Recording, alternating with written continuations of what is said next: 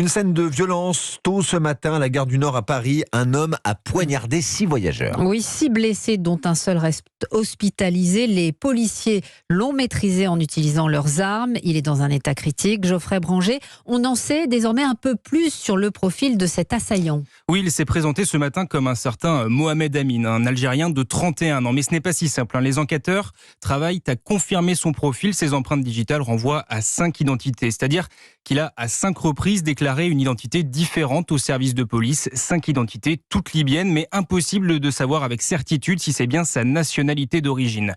Une chose est sûre, il est sous le coup d'une OQTF, une obligation de quitter le territoire français depuis septembre 2022. À cette heure, on ne connaît pas ses motivations. Certains témoins l'auraient entendu crier « Allahu Akbar ».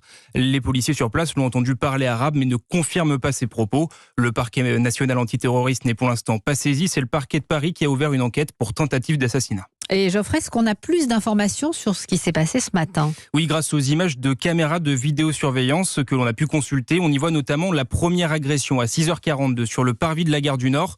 Une scène d'une extrême violence. L'auteur a infligé une dizaine de coups de poinçon à la victime. S'en est suivi 5 autres agressions, dont celle d'un policier qui tentait de l'arrêter. L'attaque s'est terminée sous les escalators, dans le hall, grâce à l'intervention de plusieurs policiers qui ont ouvert le feu et l'ont touché à 2 reprises, au thorax et au bras.